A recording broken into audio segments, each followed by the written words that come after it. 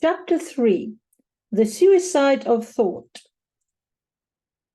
The phrases of the street are not only forcible but subtle, for a figure of speech can often get into a crack too small for a definition. Phrases like put out or off color might have been coined by Mr. Henry James in an agony of verbal precision, and there is no more subtle truth than that of the everyday phrase about a man having his heart in the right place. It involves the idea of normal proportion. Not only does a certain function exist, but it is rightly related to other functions. Indeed, the negation of this phrase would describe with peculiar accuracy the somewhat morbid mercy and perverse tenderness of the most representative moderns. If, for instance, I had to describe with fairness the character of Mr. Bernard Shaw, I could not express myself more exactly than by saying that he has a heroically large and generous heart, but not a heart in the right place. And this is so of the typical society of our time. The modern world is not evil. In some ways, the modern world is far too good. It is full of wild and wasted virtues. When a religious scheme is shattered, as Christianity was shattered at the Reformation, it is not merely the vices that are let loose. The vices are indeed let loose, and they wander and do damage. But the virtues are let loose also, and the virtues wander more wildly. And the virtues do more terrible damage. The modern world is full of the old Christian virtues gone mad. The virtues have gone mad because they have been isolated from each other and are wandering alone. Thus some scientists care for truth, and the truth is pitiless. Thus some humanitarians only care for pity, and their pity, I'm sorry to say, is often untruthful. For example, Mr. Blatchford attacks Christianity because he is mad on one Christian virtue, the merely mystical and almost irrational virtue of charity.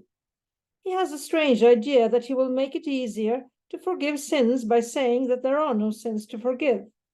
Mr. Blatchford is not only an early Christian, he is the only early Christian who ought really to have been eaten by lions. For in his case, the pagan accusation is really true. His mercy would mean mere anarchy. He really is the enemy of the human race, because he is so human. As the other extreme, we may take the acrid realist who has deliberately killed in himself all human pleasure in happy tales or in the healing of the heart. Torquemada tortured people physically for the sake of moral truth. Zola tortured people morally for the sake of physical truth. But in Torquemada's time, there was at least a system that could, to some extent, make righteousness and peace kiss each other. Now they do not even bow. But a much stronger case than these two of truth and pity can be found in the remarkable case of the dislocation of humility. It is only with one aspect of humility that we are here concerned. Humility was largely meant as a restraint upon the arrogance and infinity of the appetite of man. He was always outstripping his mercies with his own newly invented needs. His very power of enjoyment destroyed half his joys. By asking for pleasure, he lost the chief pleasure, for the chief pleasure is surprise. Hence it became evident that if a man would make his world large, he must be always making himself small. Even the haughty visions, the tall cities, and the toppling pinnacles are the creations of humility. Giants that tread down forests like grass are the creations of humility. Towers that vanish upwards above the loneliest star are the creations of humility. For towers are not tall unless we look up at them, and giants are not giants unless they are larger than we. All this gigantesque imagination, which is perhaps the mightiest of the pleasures of man, is at bottom entirely humble. It is impossible without humility to enjoy anything, even pride. But what we suffer from today is humility in the wrong place. Modesty has moved from the organ of ambition. Modesty has settled upon the organ of conviction, where it was never meant to be. A man was meant to be doubtful about himself, but undoubting about the truth. This has been exactly reversed. Nowadays, the part of a man that a man does assert is exactly the part he ought not to assert, himself. The part he doubts is exactly the part he ought not to doubt, the divine reason. Huxley preached a humility content to learn from nature. But the new skeptic is so humble that he doubts if he can even learn.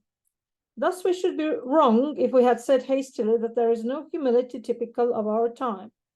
The truth is that there is a real humility typical of our time, but it so happens that it is practically a more poisonous humility than the wildest prostrations of the ascetic. The old humility was a spur that prevented a man from stopping, not a nail in his boot that prevented him from going on. But the old humility made a man doubtful about his efforts, which might make him work harder. But the new humility makes a man doubtful about his aims, which will make him stop working altogether. At any street corner, we may meet a man who utters the frantic and blasphemous statement that he may be wrong. Every day one comes across somebody who says that of course his view may not be the right one. Of course his view must be the right one, or it is not his view. We are on the road to producing a race of men too mentally modest to believe in the multiplication table. We are in danger of seeing philosophers who doubt the law of gravity as being a mere fancy of their own. Scoffers of old time were too proud to be convinced, but these are too humble to be convinced. The meek do inherit the earth, but the modern skeptics are too meek even to claim their inheritance. It is exactly this intellectual helplessness which is our second problem. The last chapter has been concerned only with the fact of observation, that what peril or morbidity there is for man comes rather from his reason than his imagination. It was not meant to attack the authority of reason, rather it is the ultimate purpose to defend it, for it needs defense. The whole modern world is at war with reason, and the tower already reels. The sages, it is often said, can see no answer to the riddle of religion. But the trouble with our sages is not that they cannot see the answer, it is that they cannot even see the riddle. They are like children, so stupid as to notice nothing paradoxical in the playful assertion that a door is not a door. The modern latitudinarians speak, for instance, about authority in religion not only as if there were no reason in it, but as if there had never been any reason for it.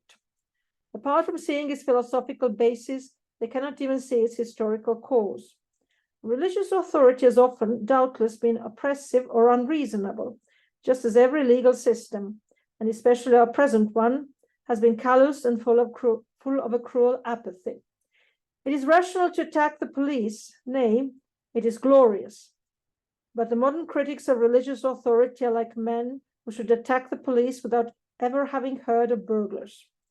But there is a great and possible peril to the human mind, a peril as practical as burglary. Against it, religious authority was reared, rightly or wrongly, as a barrier. And against it, something certainly must be reared as a barrier, if our race is to avoid ruin. That peril is that the human intellect is free to destroy itself. Just as one generation could prevent the very existence of the next generation by all entering a monastery or jumping into the sea, so one set of thinkers can in some degree prevent further thinking by teaching the next generation that there is no validity in any human thought. It is idle to talk always of the alternative of reason and faith. Reason is itself a matter of faith. It is an act of faith to assert that our thoughts have any relation to reality at all. If you're merely a skeptic, you must sooner or later ask yourself the question, why should anything go right, even observation and deduction? Why should not good logic be as misleading as bad logic? They are both movements in the brain of a bewildered ape. The young skeptic says, I have a right to think for myself. But the old skeptic, the complete skeptic, says, I have no right to think for myself. I have no right to think at all. There is a thought that stops thought. That is the only thought that ought to be stopped. That is the ultimate evil against which all religious authority was aimed. It only appears at the end of decadent ages like our own, and already Mr. H.G. Wells has raised its ruinous banner. He has written a delicate piece of skepticism called Doubts of the Instrument. In this, he questions the brain itself and endeavors to remove all reality from all his own assertions, past, present, and to come. But it was against this remote ruin that all the military systems in religion were religionally ranked and ruled. The creeds and the crusades, the hierarchies and the horrible persecutions were not organized, as is ignorantly said, for the suppression of reason. They were organized for the difficult defense of reason. Man, by a blind instinct, knew that if Once things were widely questioned, reason could be questioned first. The authority of priests to absolve, the authority of popes to define the authority, even of inquisitors to terrify, these were all only dark defenses erected round one central authority. More undemonstrable, more supernatural than all, the authority of a man to think. We know now that this is so. We have no excuse for not knowing it. But we can hear skepticism crashing through the old ring of authorities. And at the same moment, we can see reason swaying upon her throne. Insofar as religion is gone, reason is going. But they are both methods of proof which cannot themselves be proved. And in the act of destroying the idea of divine authority, we have largely destroyed the idea of that human authority by which we do a long division sum. With a long and sustained tug, we have attempted to pull the mitre of pontifical man, and his head has come off with it. Lest this should be called a loose assertion, it is perhaps desirable, though dull, to run rapidly through the chief modern fashions of thought, which have this effect of stopping thought itself. Materialism and the view of everything as a personal illusion have some such effect, for if the mind is mechanical, thought cannot be very exciting. And if the cosmos is unreal, there is nothing to think about. But in these cases, the effect is indirect and doubtful. In some cases, it is direct and clear, notably in the case of what is generally called evolution. Evolution is a good example of that modern intelligence which, if it destroys anything, destroys itself. Evolution is either an innocent scientific description of how certain earthly things came about, or, if it is anything more than this, it is an attack upon thought itself. If evolution destroys anything, it does not destroy religion, but rationalism. If evolution simply means that a positive thing called an ape turned very slowly into a positive thing called a man, then it is stingless for the most orthodox. For a personal God might just as well do things slowly as quickly, especially if, like the Christian God, he were outside time. But if it means anything more, it means that there is no such thing as an ape to change, and no such thing as a man for him to change into. It means that there is no such thing as a thing. At best, there is only one thing, and that is a flux of everything and anything. This is an attack not upon the faith, but upon the mind. You cannot think if there are no things to think about. You cannot think if you are not separate from the subject of thought. Descartes said, "I think, therefore I am."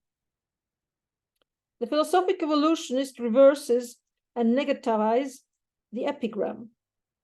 He says, "I'm not, therefore I cannot think." Then there is the opposite attack on thought, that urged by Mr. H.G. Wells when he insists that every separate thing is unique and there are no categories at all. This also is merely destructive. Thinking means connecting things and stops if they cannot be connected. It need hardly be said that this skepticism forbidding thought necessarily forbids speech.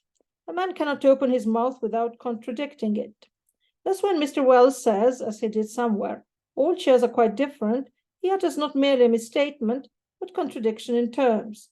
If all chairs were quite different, you could not call them all chairs. Akin to these is the false theory of progress, which maintains that we alter the test instead of trying to pass the test. We often hear it said, for instance, what is right in one age is wrong in another. This is quite reasonable if it means that there is a fixed aim and that certain methods attain at certain times and not at other times. If women say desire to be elegant, it may be that they are improved at one time by growing fatter and at another time by growing thinner. But you cannot say that they are improved by ceasing to wish to be elegant and beginning to wish to be oblong. If the standard changes, how can there be improvement which implies a standard? Nietzsche started a nonsensical idea that men had once sought as good what we now call evil. If it were so, we could not talk of surpassing or even falling short of them. How can you overtake Jones if you walk in the other direction? You cannot discuss whether one people has succeeded more in being miserable than another succeeded in being happy. It would be like discussing whether Milton was more puritanical than a pig is fat. It is true that a silly man, might make change itself his object of ideals. But as an ideal, change itself becomes unchangeable. If the change worshipper wishes to estimate his own progress, he must be sternly loyal to the ideal of change, He must not begin to flirt gaily with the ideal of monotony. Progress itself cannot progress. It is worth remark in passing that when Tennyson, in a wild and rather weak manner, welcomed the idea of infinite alteration in society, he instinctively took a metaphor which suggests an imprisoned tedium. He wrote, "Let the great world spin forever down the ringing grooves of change." He thought of change itself as an unchangeable groove, and so it is. Change is about the narrowest and hardest groove that a man can get into. The main point here, however, is that this idea of a fundamental alteration in the standard is one of the things that make thought about the past or future simply impossible. The theory of a complete change of standards in human history does not merely deprive us of the pleasure of honoring our fathers. It deprives us even of the more modern and aristocratic pleasure of despising them. This bold summary of the thought-destroying forces of our time would not be complete without some reference to pragmatism. But though I have here used and should everywhere defend the pragmatist method as a preliminary guide to truth, there is an extreme application of it which involves the absence of all truth whatever. My meaning can be put shortly thus. I agree with the pragmatist that apparent objective truth is not the whole matter, but there is an authoritative need to believe the things that are necessary to the human mind. But I say that one of those necessities precisely is a belief in objective truth. The pragmatist tells a man to think what he must think and never mind the absolute. But precisely one of the things that he must think is the absolute. This philosophy, indeed, is a kind of verbal paradox. Pragmatism is a matter of human needs, and one of the first of human needs is to be something more than a pragmatist. Extreme pragmatism is just as inhuman as the determinism it so powerfully attacks. The determinist who, to do him justice, does not pretend to be a human being, makes nonsense of the human sense of actual choice. The pragmatism who professes to be specially human makes nonsense of the human sense of actual fact. To sum up our contention so far, we may say that the most characteristic current philosophies have not only a touch of mania, but a touch of suicidal mania. The mere questioner has knocked his head against the limits of human thought and cracked it. This is what makes so futile the warnings of the orthodox and the boasts of the advanced about the dangerous boyhood of free thought. What we are looking at is not the boyhood of free thought, it is the old age and ultimate dissolution of free thought.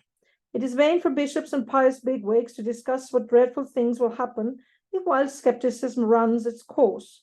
It has run its course. It is vain for eloquent atheists to talk of the great truths that will be revealed if once we see free thought begin. We have seen it end. It has no more questions to ask. It has questioned itself. You cannot call up any wilder vision than a city in which men ask themselves if they have any selves. You cannot fancy a more skeptical world than that in which men doubt if there is a world. It might certainly have reached its bankruptcy more quickly and cleanly if it had not been feebly hampered by the application of indefensible laws of blasphemy or by the absurd pretense that modern England is Christian. But it would have reached the bankruptcy anyhow. Militant atheists are still unjustly persecuted, but rather because they are an old minority than because they are a new one. Free thought has exhausted its own freedom. It is weary of its own success. If any eager freethinker now hails philosophic freedom as the dawn, he is only like the man in Mark Twain who came out wrapped in blankets to see the sun rise and was just in time to see it set. If any frightened curate still says that it will be awful if the darkness of free thought should spread, we can only answer him in the high and powerful words of Mr. Belloc. Do not, I beseech you, be troubled about the increase of forces already in dissolution. You have mistaken the hour of the night. It is already morning. We have no more questions left to ask. We have looked for questions in the darkest corners and on the wildest peaks. We have found all the questions that can be found. It is time we gave up looking for questions and began looking for answers. But one more word must be added. At the beginning of this preliminary negative sketch, I said that our mental ruin has been wrought by wild reason, not by wild imagination. Man does not go mad because he makes a statue a mile high, but he may go mad by thinking it out in square inches. Now, one school of thinkers has seen this and jumped at it as a way of renewing the pagan health of the world. They see that reason destroys but will, they say, creates. The ultimate authority, they say, is in will, not in reason. The supreme point is not why a man demands a thing, but the fact that he does demand it. I have no space to trace or expound this philosophy of will. It came, I suppose, through Nietzsche, who preached something that is called egoism. That indeed was simple-minded enough, for Nietzsche denied egoism simply by preaching it. To preach anything is to give it away. First, the egoist calls life a war without mercy, and then he takes the greatest possible trouble to drill his enemies in war. To preach egoism is to practice altruism, but however it began, the view is common enough in current literature. The main defense of these thinkers is that they are not thinkers, they are makers. They say that choice is itself the divine thing. Thus, Mr. Bernard Shaw has attacked the old idea that men's acts are to be judged by the standard of the desire of happiness. He says that a man does not act for his happiness, but from his will.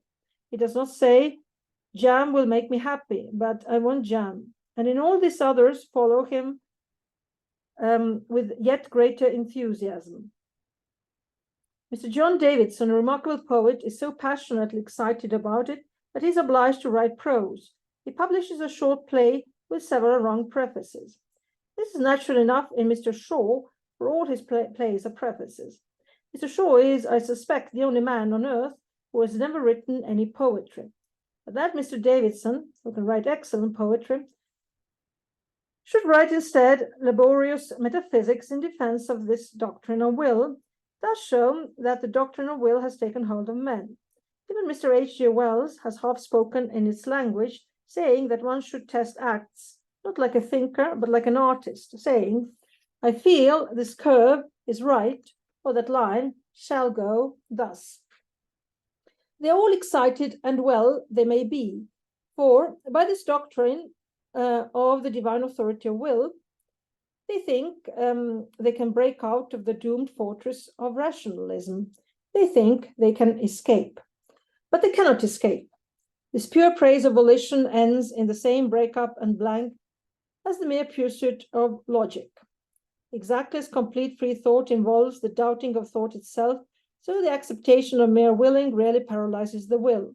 Mr. Bernard Shaw has not perceived the real difference between the old utilitarian test of pleasure, clumsy of course and easily misstated, and that which he propounds. The real difference between the test of happiness and the test of will is simply that the test of happiness is a test and the other isn't. We can discuss whether a man's act in jumping over a cliff was directed towards happiness. We cannot discuss whether it was derived from will. Of course it was. You can praise an action by saying that it is calculated to bring pleasure or pain, to discover truth, or to save the soul. But you cannot praise an action because it shows will, or to say that that is merely to say that it is an action. By this praise of will, you cannot really choose one course as better than another. And yet choosing one course as better than another is the very definition of the will you are praising. The worship of will is the negation of will. To admire mere choice is to refuse to choose. If Mr. Bernard Shaw comes up to me and says, will something, that is tantamount to saying, I do not mind what you will, and that is tantamount to saying, I have no will in the matter. You cannot admire will in general, because the essence of will is that it is particular. A brilliant anarchist like Mr. John Davidson feels an irritation against ordinary morality, and therefore invokes will to anything. He only wants humanity to want something, but humanity does want something. It wants ordinary morality. He rebels against the law and tells us to will something or anything. But we have willed something. We have willed the law against which he rebels. All the will worshippers, from Nietzsche to Mr. Davidson, are really quite empty of volition. They cannot will, they can hardly wish.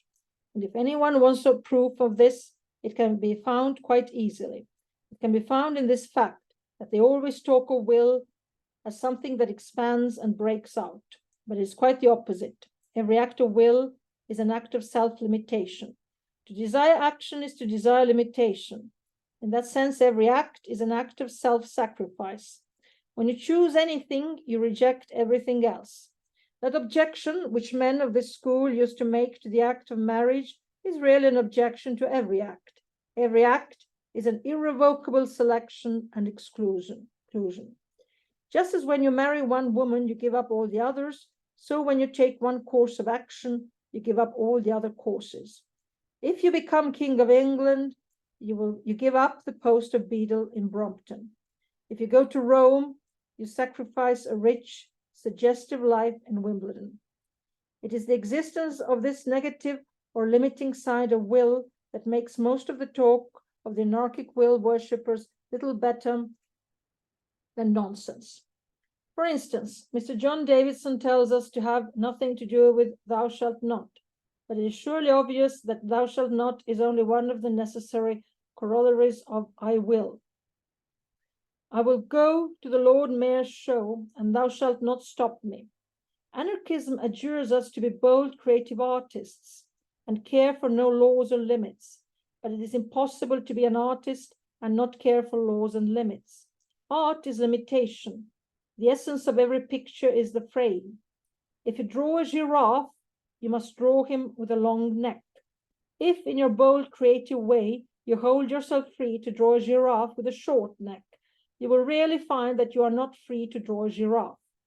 The moment you step into the world of facts, you step into a world of limits.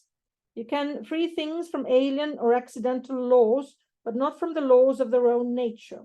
You may, if you like, free a tiger from his bars, but do not free him from his stripes. Do not free a camel of the burden of his hump. You may be freeing him from being a camel. Do not go about as a demagogue, encouraging triangles to break out of the prison of their three sides. If a triangle breaks out of its three sides, its life comes to a lamentable end. Somebody wrote a work called The Loves of the Triangles. I never read it, but I'm sure that if triangles ever were loved, they were loved for being triangular. This is certainly the case with all artistic creation, which is in some ways the most decisive example of pure will. The artist loves his limitations. They constitute the thing he is doing. The painter is glad that the canvas is flat. The sculptor is glad that the clay is colorless. In case the point is not clear, an historic example may illustrate it. The French Revolution was really an heroic and decisive thing because the Jacobins willed something definite and limited. They desired the freedoms of democracy, but also all the vetoes of democracy. They wished to have votes and not to have titles. Republicanism had an ascetic side in Franklin or Robespierre, as well as an expansive side in Danton or Wilkes. Therefore, they have created something with a solid substance and shape, the square social equality and peasant wealth of France. But since then, the revolutionary or speculative mind of Europe has been weakened by shrinking from any proposal because of the limits of that proposal. Liberalism has been degraded into liberality. Men have tried to revolutionize from a transitive to an intransitive verb. The Jacobin could tell you not only the system he would rebel against, but what was more important, the system he would not rebel against. The system he would trust.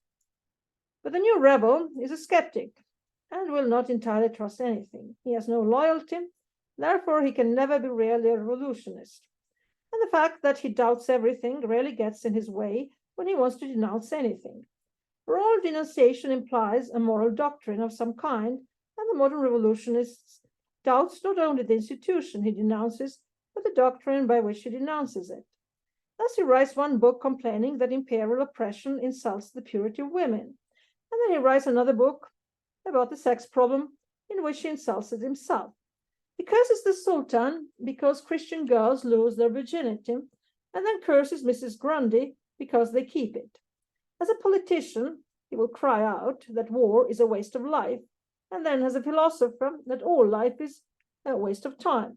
A Russian pessimist will denounce a policeman for killing a peasant, and then prove by the highest philosophical principles that the peasant ought to have killed himself. A man denounces marriage as a lie, and then denounces aristocratic profligates for treating it as a lie. He calls a flag a bauble, and then blames the oppressors of Poland or Ireland because they take away the bauble. The man of this school goes first to a political meeting where he complains the savages are treated as if they were beasts, then he takes his hat and umbrella and goes on to a scientific meeting where he proves that they practically are beasts. In short, the modern revolutionist, being an infinite skeptic, is always engaged in undermining his own minds. In his book on politics, he attacks men for trampling on morality. In his book on ethics, he attacks morality for trampling on men. Therefore, the modern man in revolt has become practically useless for all purposes of revolt.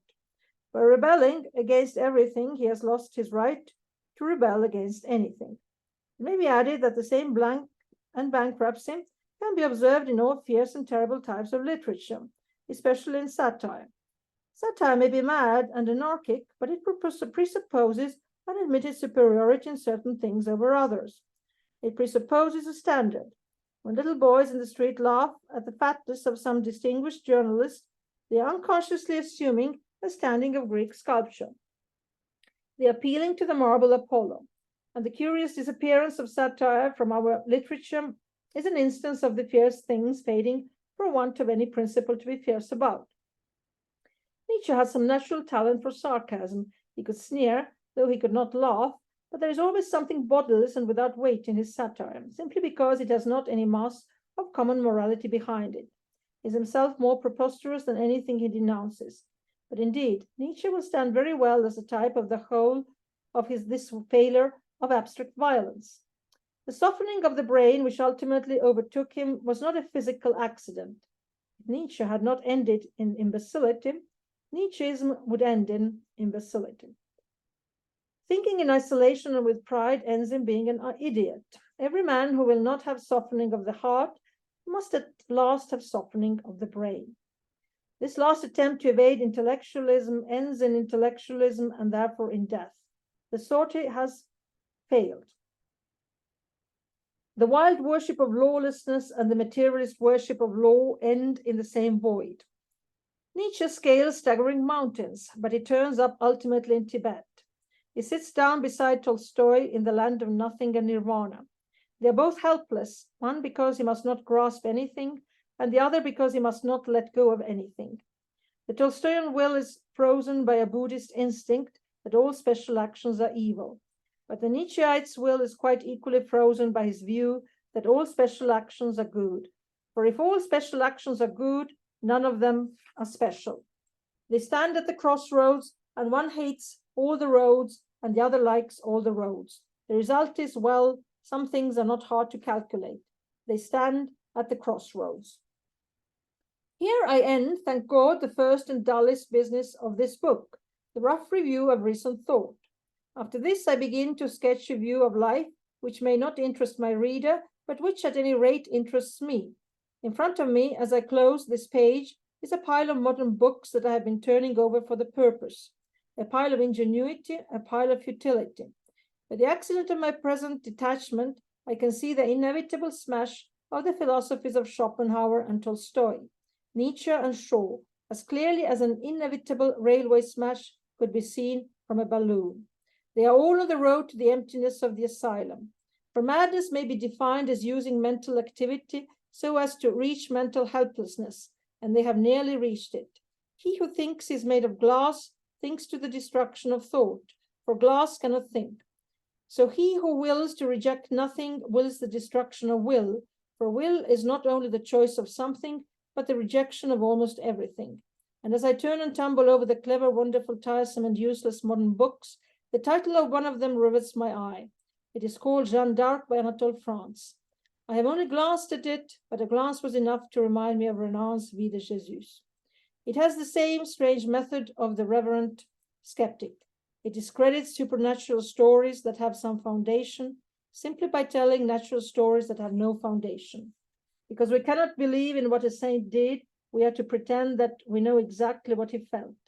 But I do not mention either book in order to criticize it, but because the accidental combination of the names called up two startling images of sanity, which blasted all the books before me. Joan of Arc was not stuck at the crossroads either by rejecting all the paths like Tolstoy or by accepting them all like Nietzsche. She chose a path and went down it like a thunderbolt. Yet Joan, when I came to think of her, had in her all that was true either in Tolstoy or Nietzsche, all that was even tolerable in either of them. I thought of all that is noble in Tolstoy, the pleasure in plain things, especially in plain pity, the actualities of the earth, the reverence for the poor, the dignity of the bowed back. Joan of Arc had all that, and with this great addition that she endured poverty as well as admiring it, whereas Tolstoy is only a typical aristocrat trying to find out its secret. And then I thought of all that was brave and proud and pathetic in poor Nietzsche, and his mutiny against the emptiness and timidity of our time. I thought of his cry for the ecstatic equilibrium of danger, his hunger for the rush of great horses, his cry to arms. Well, Joan of Arc had all that, and again with this difference that she did not praise fighting but fought. We know that she was not afraid of an army, while Nietzsche, for all we know, was afraid of a cow. Tolstoy only praised the warrior, she was the warrior. She beat them both at their own antagonistic ideas. She was more gentle than the one, more violent than the other. Yes, she was a perfectly practical person who did something while they are wise speculators who do nothing. It was impossible that the thought should not cross my mind that she and her faith had perhaps some secret of moral unity and utility that has been lost. And with that thought came a larger one, and the colossal figure of her master had also crossed the theater of my thoughts. The same modern difficulty which darkened the subject matter of Anatole France also darkened that of Ernest Renan. Renan also divided his hero's pity from his hero's pugnacity. Renan even represented the righteous anger at Jerusalem as a mere nervous breakdown after the idyllic expectations of Galilee. As if there were any inconsistency between having a love for humanity and having a hatred for inhumanity. Altruists with thin, weak voices denounce Christ as an egoist. Egoists with even thinner and weaker voices denounce him as an altruist. In our present atmosphere, such cavils are comprehensible enough. The love of a hero is more terrible than the hatred of a tyrant. The hatred of a hero is more generous than the love of a philanthropist. There is a huge and heroic sanity of which moderns can only collect the fragments. There is a giant of whom we see only the lopped arms and legs walking about. They have torn the soul of Christ into silly strips, labeled egoism and altruism, and they are equally puzzled by his insane magnificence and his insane meekness. They have parted his garments among them, and for his vesture they have cast lots, though the coat was without seam woven from the top throughout.